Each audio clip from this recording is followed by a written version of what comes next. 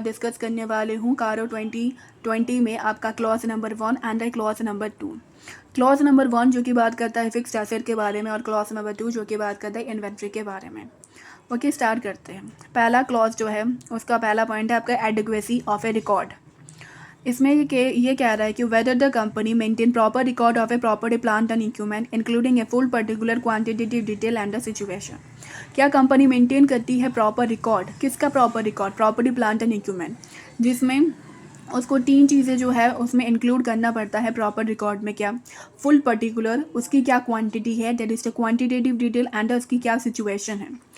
B point जो कि है whether the company maintain proper record of A intangible asset including a full particular. क्या company maintain करती है प्रॉपर रिकॉर्ड इंटेंजिबल एसेट का? तो पहला पॉइंट हो गया आपका एडिक्वेसी ऑफ ए रिकॉर्ड। तो एडिक्वेसी ऑफ ए रिकॉर्ड में हमने 2 पॉइंट देखा। क्या कंपनी मेंटेन करती है proper record property plant and equipment को लेकर including a full particular quantitative detail and situation. B point, क्या कंपनी मेंटेन करती है प्रॉपर रिकॉर्ड इंटेंजिबल एसेट को लेकर including a full particular. B point है बच्चों आपका physical verification. Whether property, plant and equipment are physically verified by the management at a reasonable interval. Reasonable interval का मतलब समय पे, time to time. Any material discrepancies are noticed? If yes, अगर हाँ, then whether management deal these discrepancies in the books of account.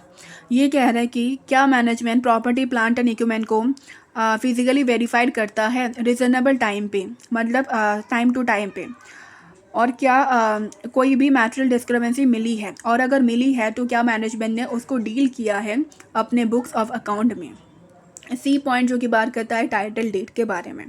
ये कह रहा है कि इमूवेबल प्रॉपर्टी की जो टाइटल डीड है क्या वो कंपनी के नाम पे है कि नहीं, और अगर नहीं है तो ऑडिटर को क्या करना पड़ेगा, कुछ चीज़ों को बारे में उसको डिटेल देनी पड़ेगी। टाइटल डीड, अब देखिए, whether the title deed of the immovable property within the name of the company.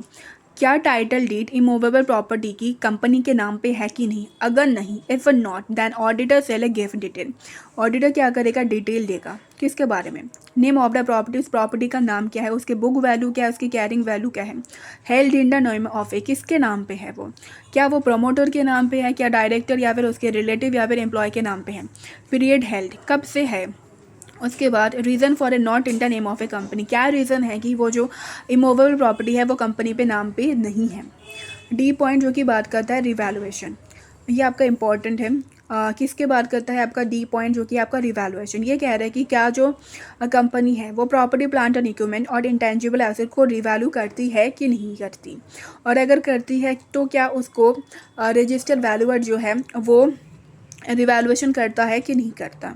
तो देखो, whether property plant and equipment और intangible asset are revalued, if yes, अगर हाँ, then whether the revaluation is done by the registered valuer, क्या जो वो जो revaluation है वो रजिस्टर्ड वैल्यूअर ने किया है।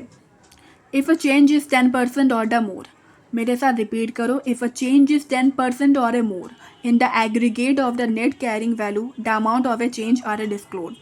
अगर जो चेंज है वो 10% या फिर उससे ज़्यादा है तो जो आपका अमाउंट ऑफ ए चेंज है ऑडिटर को वो डिस्क्लोज करना पड़ेगा। ई पॉइंट है आपका proceeding for a holding a benami property. Proceeding for a holding a benami property, whether any proceeding against a company for holding a Benami property under Benami Transaction Act 1988 and the rule. If yes, अगर हाँ, then auditor check that whether company disclosed this property in a financial statement. ये कह रहा है कि क्या company के against कोई भी प्रोसीडिंग चल रही है कि उसने कोई बेनामी प्रॉपर्टी को अपने अंदर क्या करके रखा है, होल्ड करके रखा है, और अगर हाँ, अगर कंपनी के अगेंस्ट प्रोसीडिंग चल रही है तो ऑडिटर चेक करेगा। ऑडिटर क्या चेक करेगा? ऑडिटर चेक करेगा कि कंपनी ने इस चीज़ को, मतलब इस प्रॉपर्टी को, क्या अपने फाइनेंशियल स्टेटमेंट में डिस्क्लोज किया है कि नहीं किया।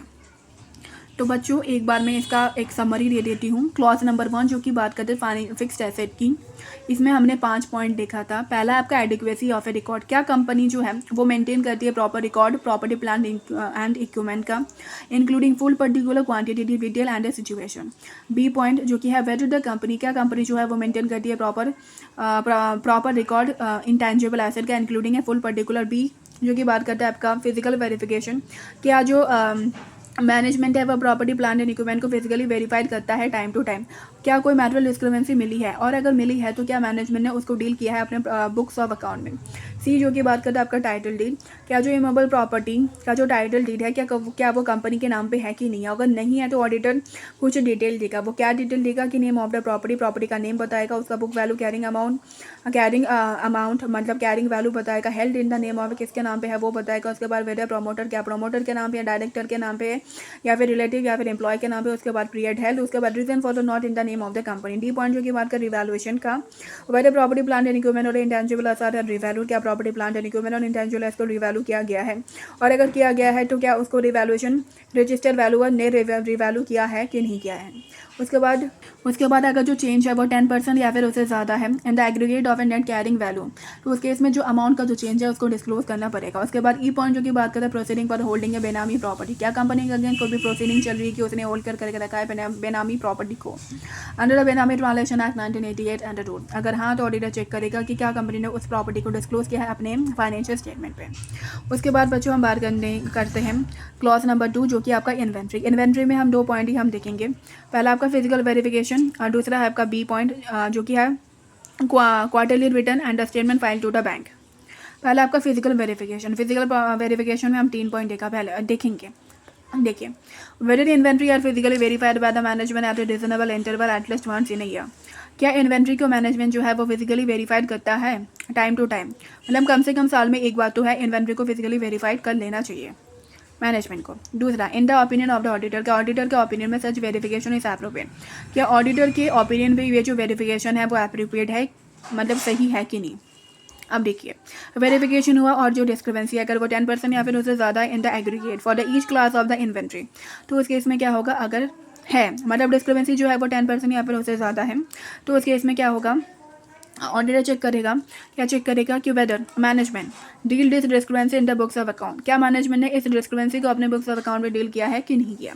बी पॉइंट जो कि बात करते हैं quarterly return and statement file to the bank, कब क्वार्टरली रिटर्न या फिर स्टेटमेंट फाइल करना पड़ेगा बैंक को। अब देखिए, इसमें याद रखना, क्या साल के किसी भी दिन बैंक ने कंपनी को सैंक्शन किया है working capital limit excess of 5 crore, और कंपनी ने क्या किया है अपनी इन्वेंट्री को मतलब करंट एसेट को एज एन सिक्योरिटी दिया है, तो इस केस में कंपनी को क्वार्टरली रिटर्न और स्टेटमेंट फाइल करना पड़ता है बैंक को। अब देखिए, whether at any point of a time, क्या साल के किसी भी दिन इन अ ईयर, देखो whether at any point of a time in a year, और साल के किसी भी दिन बैंक ने सैंक्शन किया है, bank sanction working capital limit to the company excess of 5 crore, 5 crore से ज़्यादा in aggregate and current asset are given as a security, तो उस केस में देन कंपनी को फाइल करना पड़ता है क्वार्टरली रिटर्न या फिर स्टेटमेंट टू द बैंक। तो ऑडिटर क्या करेगा इसमें, ऑडिटर जो है वो चेक करेगा कि जो क्वार्टरली रिटर्न है वो एग्री कर रहा है बुक्स ऑफ अकाउंट के साथ या फिर नहीं, और अगर नहीं तो ऑडिटर क्या करेगा, डिटेल देगा। तो इन्वेंट्री में हमने 2 पॉइंट देखा जो कि है फिजिकल वेरिफिकेशन और दूसरा आपका क्वार्टरली रिटर्न या फिर स्टेटमेंट जो कि हम फाइल करते हैं बैंक को। ओके बच्चों, आज के लिए इतना ही था। Thank you so much for watching my video. Please like my video and I hope you like this video.